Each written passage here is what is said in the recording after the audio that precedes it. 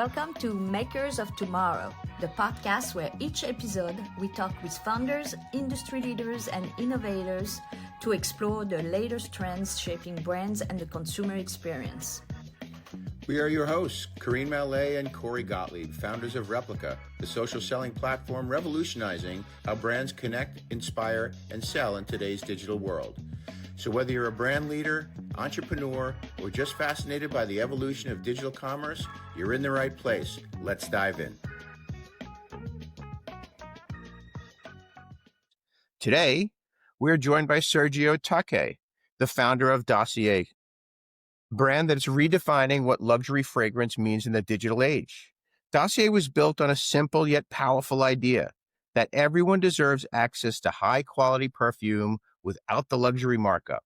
Today, we'll dive into Sergio's entrepreneurial journey, his e-commerce tactics for selling fragrances online, and how social commerce and community storytelling are reshaping how we discover and buy beauty products. Welcome, Sergio. Thank you very much for the fantastic intro, and super happy to be here. Well, we're certainly happy to have you. Really appreciate it.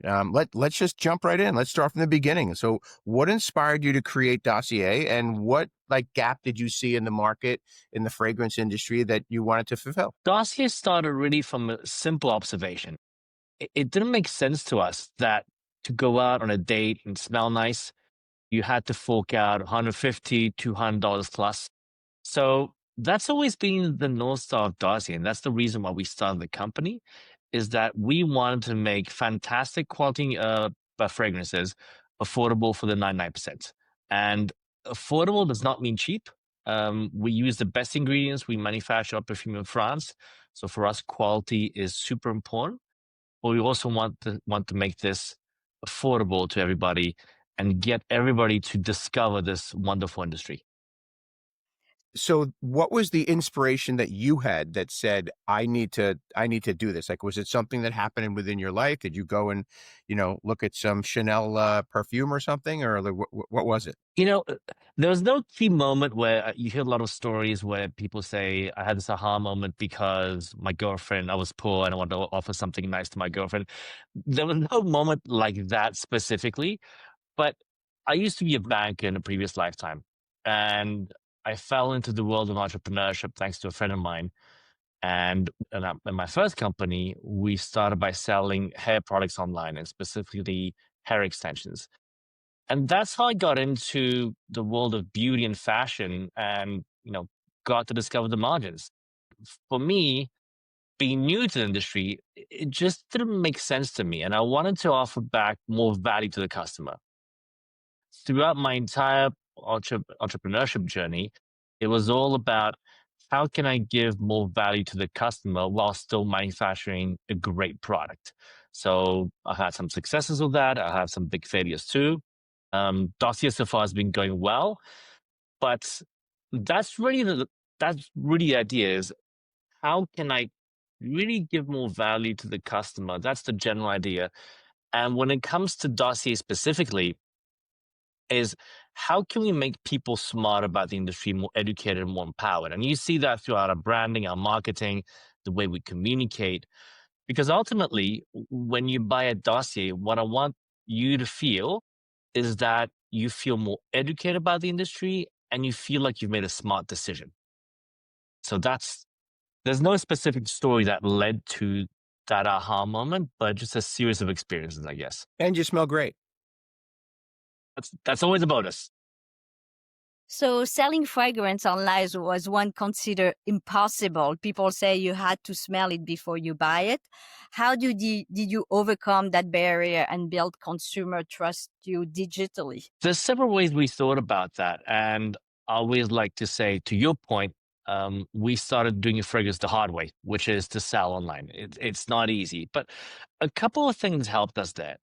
Number one, I think we had a strong value proposition from the get-go. And I think that the combination of the branding, the price point, and our experience on our site was intriguing. So that's what I think got people through the door. And then they discovered that the quality was great. It was manufactured in France. So I think it was a bunch of elements that led to that. Obviously, our first collection was our impressions. So we, as you know, we very clearly mentioned that these perfumes are inspired by famous perfume XYZ. That helped us too. But ultimately, it's a lot of these little things that added up. Um, Made in France, the price point, the fact that we had very generous return policy. So, for example, we tell our customers, buy the full product, use it as much as you want.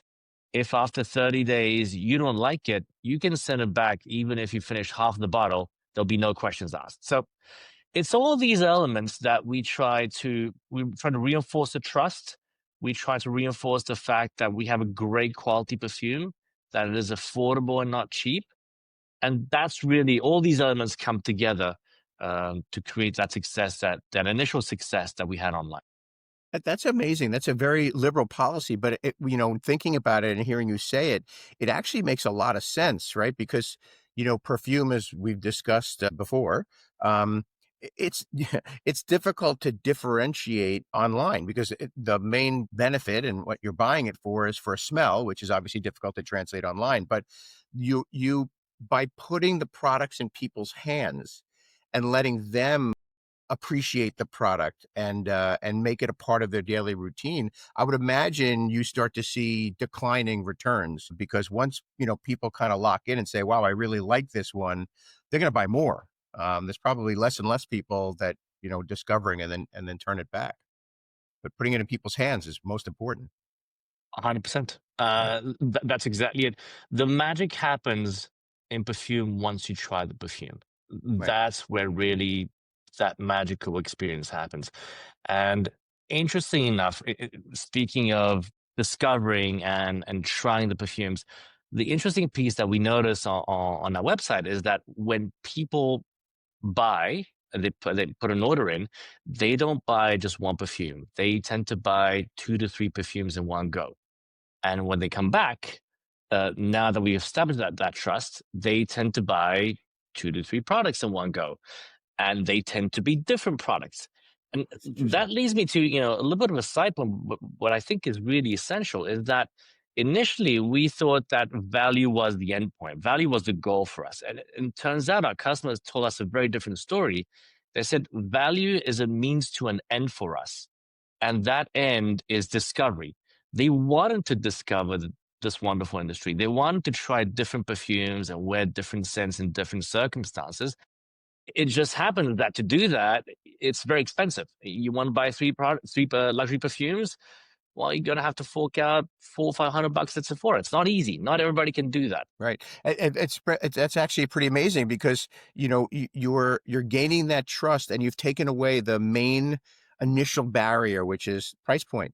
You've already put it at a reasonable price point. So now the next part of discovery is, well, I'll try it. I mean, if it's anything like they say it is, it's going to be great, especially at this price point. Then they try it. And as you said, they're ordering more. And I find it very interesting that they order additional fragrances after they've tried 3. I'm such a simple guy. If I found one that I liked, I'd probably just order 6 of them. Well, look, people, the younger generation aspires to a different concept. And I always take the example of my mom. My mom has a bunch of perfumes at home, but her go-to perfume has always been Guerlain Champs-Élysées. That is her perfume. The younger generation, they aspire to something different. They want to have that wardrobe of scents. They want to wear different perfumes in different circumstances, mix and match, discover, try new things. That's how they interact now with the industry and these products. And we just happen to enable them to do that. Yeah, it's amazing. So, all right, so let's switch a little bit and let's talk about like sales. So, I obviously we've talked about e-commerce so far. Where else are your products sold? Yeah. So when we launched online only and the US only in 2019. We had quite a bit of growth since. And then in 2022, we started our partnership with Walmart. And we grew quite quickly over there. We started off with 1,400 doors, and now we're in every single Walmart in the country. And we're the number 1 perfume brand at Walmart. So that's been a really cool success story for That's us. incredible. Thank you. Can you just dig into that for a second? Because I know there's a lot of people who are listening that their dream is to get into Walmart, but you did it fairly early on. Like, what's your pitch like? What did you go in and do? It's funny because they actually reached out to us, and the whole story was they send an email to help@dossier.co, and our customer care team saw the email, forwarded to me, and said, "Hey, look, I'm pretty sure this is a scam, Of but course, I'm gonna send this to you just in case, and you can figure it out." right? And thank God we didn't do that. Thank God we didn't trash that email. So they reached out to us for a temporary operation at during Valentine's Day. That obviously worked out really well, and they asked us in April to be in line by August, which was a really, really quick turnaround time for us. But we got it done, and as they say, I guess the rest is history. It's been a great success story for us. Incredible. So you have to ramp up quickly for that, right? You have to, Yes. obviously create the inventory, get it shipped out to all the stores. And then as soon as they start selling, you're going to get the repeat orders and you got to keep that process going. Like that literally jump started the company, brick and mortar sales, I guess, right? Well, 100%. We were doing pretty well online by then too, but the logistics around getting that inventory out the door was not easy. First of all, if you can picture our box was very e-com friendly, I should say.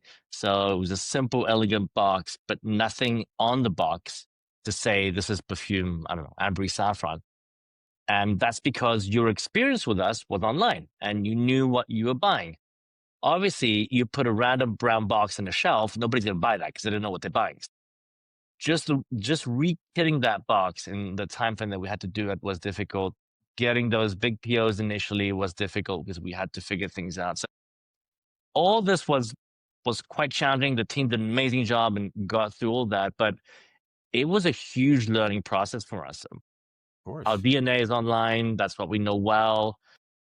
And just switching to wholesale in such a short amount of time was difficult for the team. But we learned the hard way. We got it done, and then after a year or so, obviously, those initial 1,400 doors did well, and then they moved us to 4,000 doors. Amazing. And And what is your percentage of sales? I'm sorry, Kim. What is your percentage of sales now between e-commerce and brick and mortar?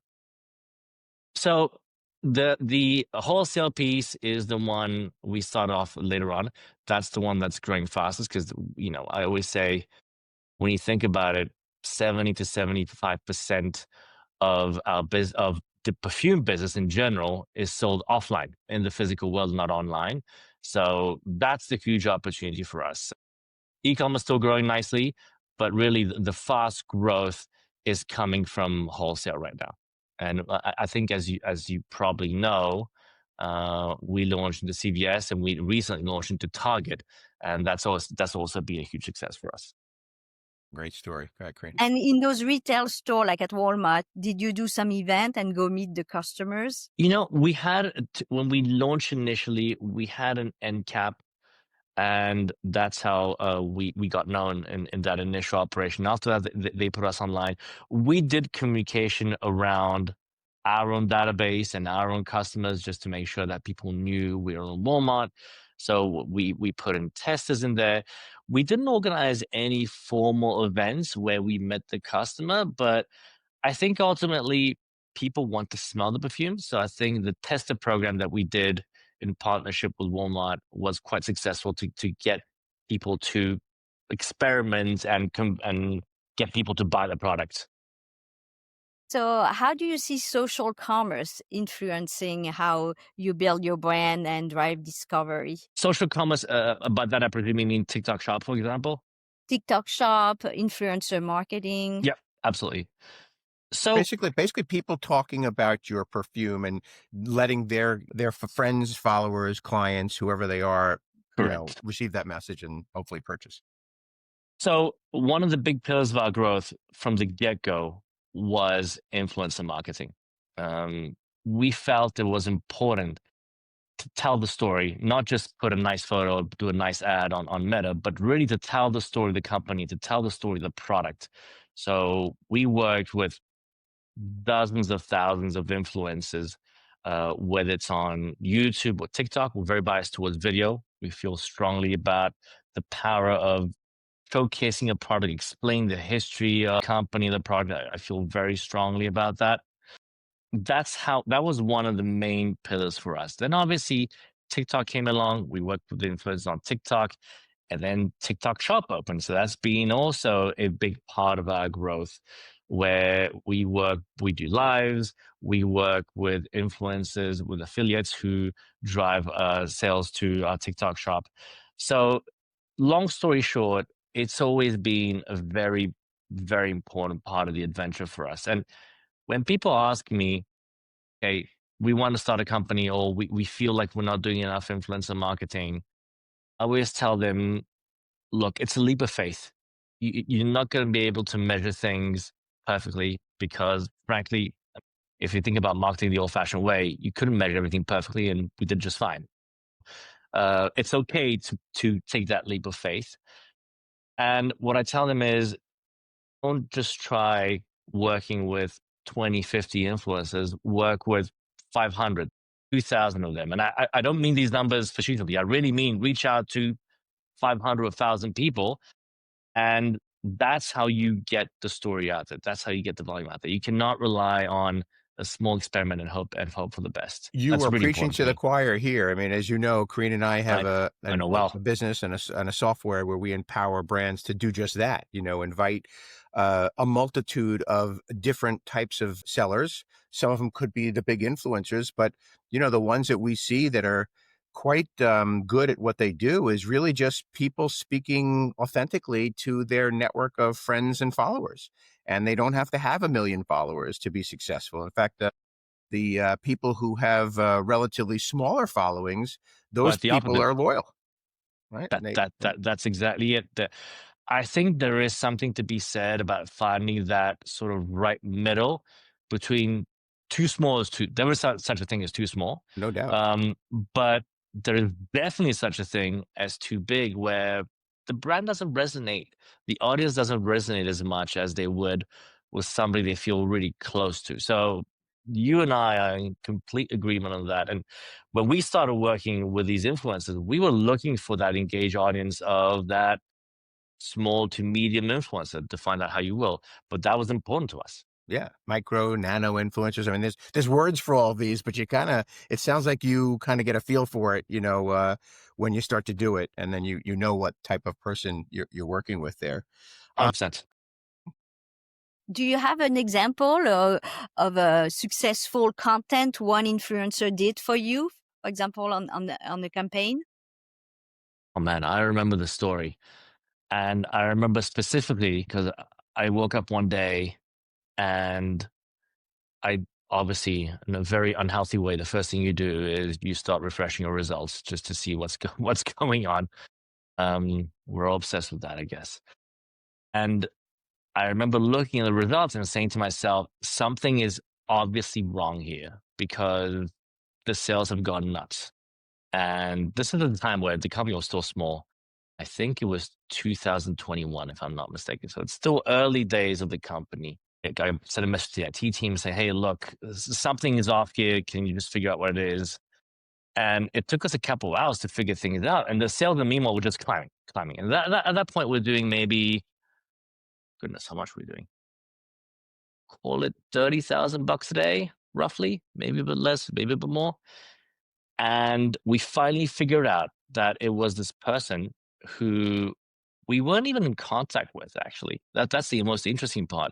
She was an influencer and she bought the perfume in her own right, started talking about it, and did this video that went completely viral. And I don't like that word, but in this, this specific case, It that is worked. exactly what happened.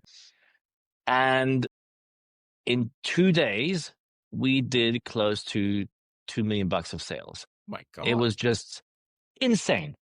But that tells you the power of when you hit that moment.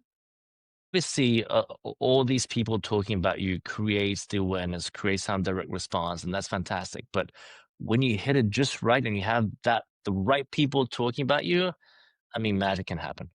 Yeah, I think unfortunately, I think that happens a little less and less now that that market has become a little bit more mature, but certainly it absolutely exists. And it just takes a little bit more tweaking to find that right person with the right message that has the right audience. Speaking about audience, I feel like I missed something here by not asking about it. It seems like since the predominance of your sales are happening in the Walmarts and now CVS and so forth, Mm. and you have an online presence, you would know who the customer is who purchases directly online, but you Mhm. don't know the customer that's purchasing in these brick and mortar stores. So how do you know who your customers are? Like what's the profile of your, let's call it, average customer? So a couple of answers there.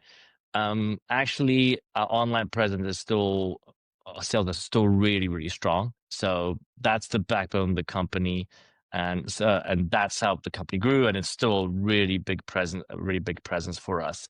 So we do have quite a bit of understanding of our online customer.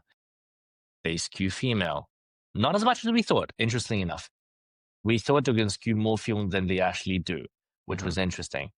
They tend to skew a little bit younger. Our, our target age is 18 to 30, 18 to 35. But interesting enough, now realizing if you take the graph, the Gaussian curve, the tails are pretty fat. And what I mean by that is you're starting to have more and more people on both sides of that spectrum starting by that. So the under 18s and the over 45, over 50, which is interesting. But you're right. One of the issues that you have when you go into these different channels, whether it's Amazon or whether it is the offline world with the retailers, is that you do lose a little bit of control of your customer that knowledge. And even when we look at our cohorts online, the picture becomes more blurry because you cannot capture the people who the initial order online and then went to replan at the Targets and Walmarts and the CVSs of the world. Right. So it does get blurry, but at the end of the day, you know, I think for a long time we lived in this world where people wanted to measure things perfectly, and it's a whole new world. We can measure every click, etc. Ultimately, you got to be comfortable with that uncertainty. You got to be comfortable with that lack of perfect data. Hmm. And guess what? You got to build a company the old-fashioned way, which is to build a brand, increase the distribution points, and be comfortable with the fact that you're not going to be able to measure absolutely every single thing.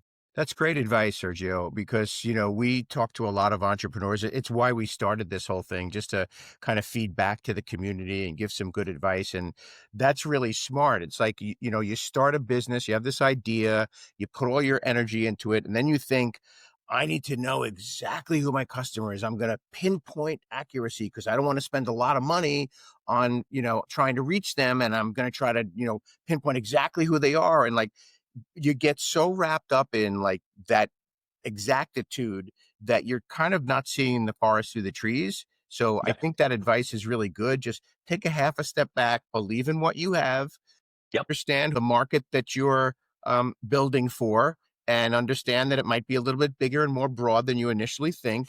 And then, kind of draw that circle and then see what happens and then adjust from there. Because if you spend all your time in the beginning trying to get it just right, you never get it right.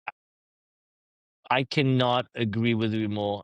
I'm a big fan of simple programs, and I always say to the team, life is not a game of chess, it's a game of poker. You do not have perfect information. And at some point, you're going to have to take a smart and informed bet.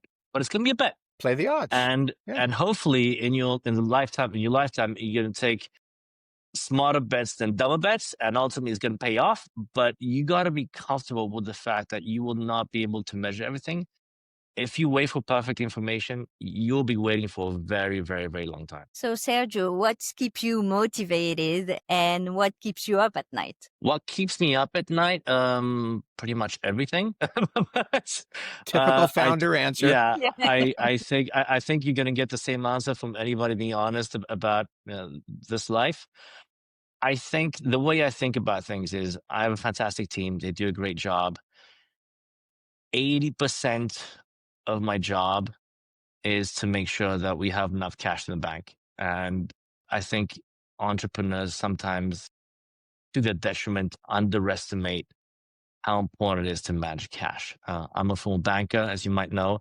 I like math, I like numbers, and more importantly, I know the value of cash and how fast you can go out of your bank account. So that's if there's one thing that really keeps me up at night, is just to make sure that we can make payroll. It's as simple as that. A lot of people depend on this company doing well. Make sure that we have enough money to pay for our working capital and for that ramp up that comes in Q4. It's really as simple as that. And despite that, I managed to screw it up a couple of times because we almost had some pretty near-death We all experiences. have. And, I think it's romanticized because you only hear the survivorship bias. You only hear the people who made it tell you that story, that we almost went bankrupt, but we didn't. But there's a lot of people who do. Kat, to answer your question, cash management is something that's very, very important to me. And then all the rest, of course, the brand, the sales, the operations. In e-commerce, there's a bit of there's a lot of commerce, there's a lot of logistics, and a lot of things need to happen.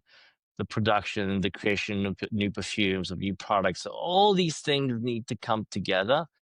But ultimately, all this is driven by cash.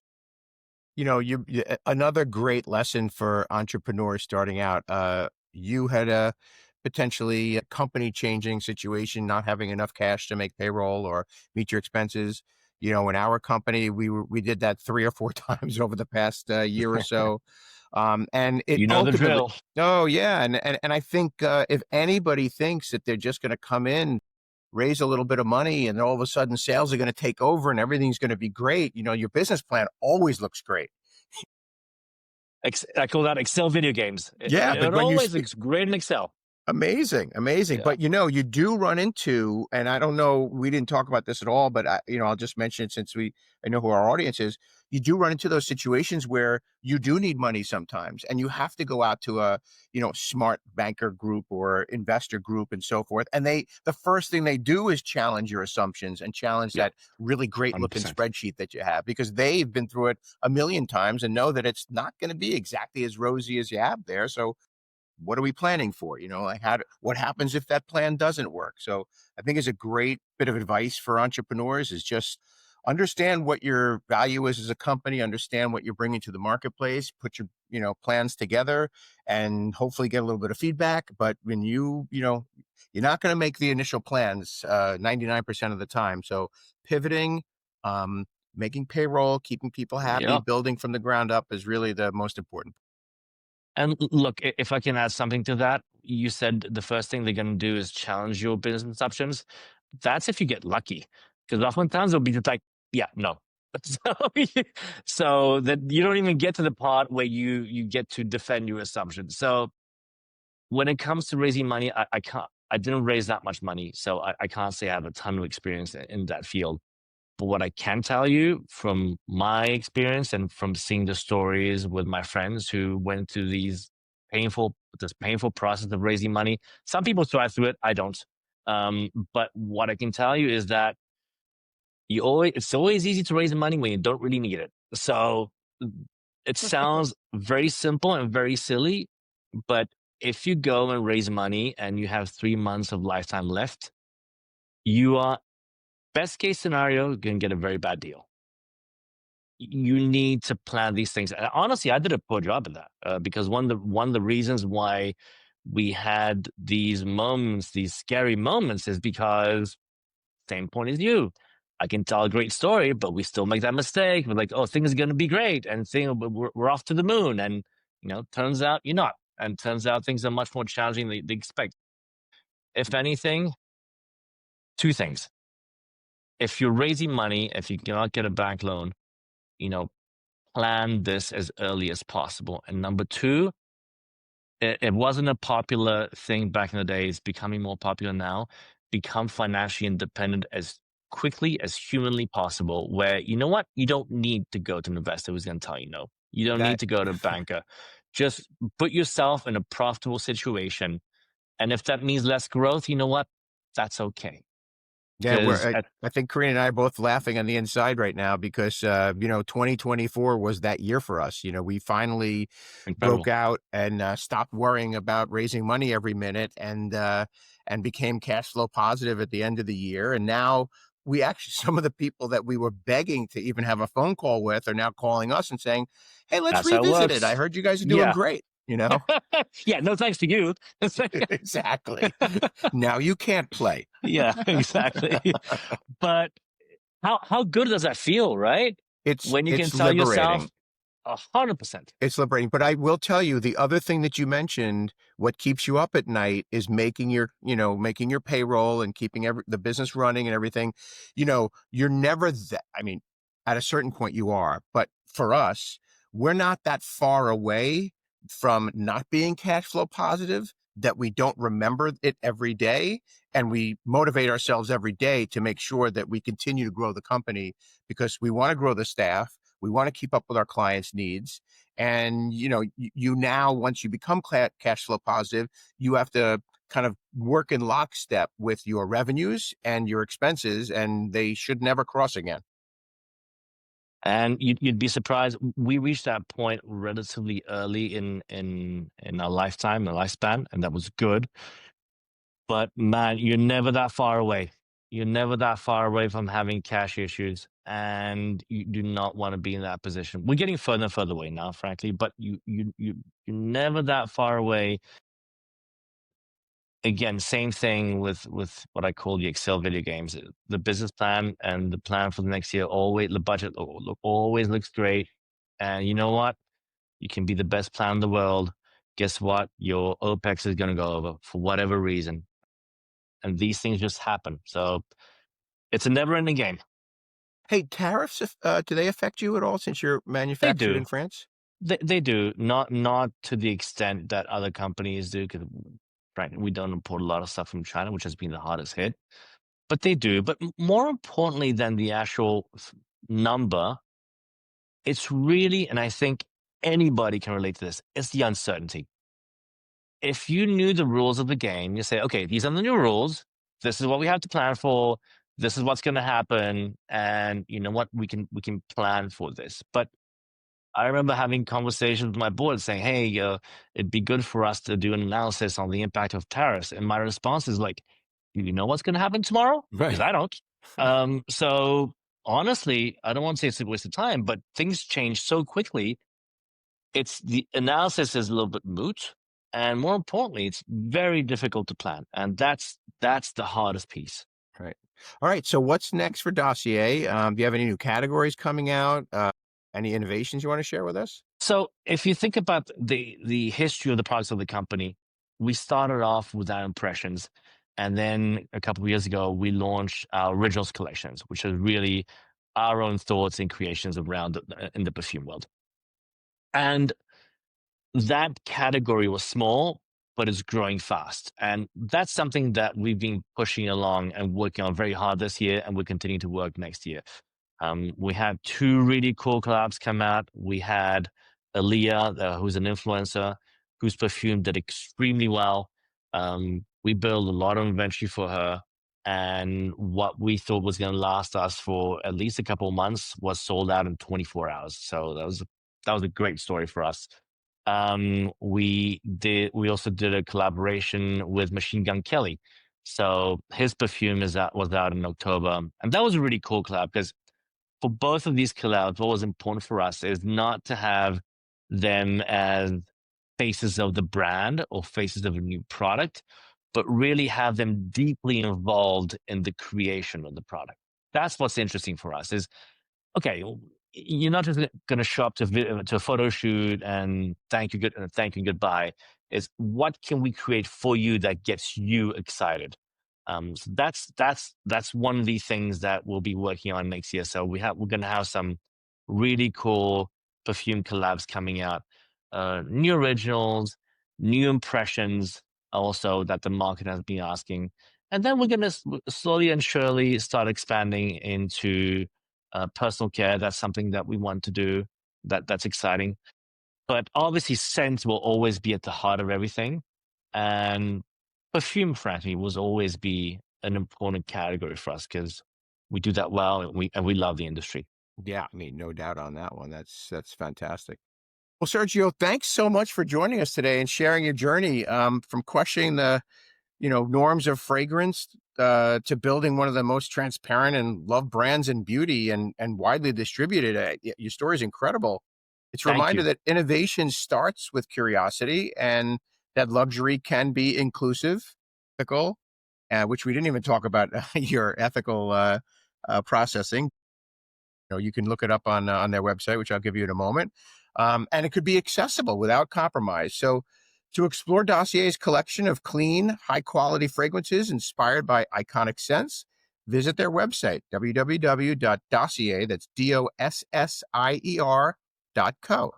And again, Sergio, this was great. Really appreciate it. Thank you for Thank you. having me. I really love this conversation. It's always good to talk to people who go through the same adventure, challenges, and exciting moments as us. So thank you for the great conversation. Yeah, thank you.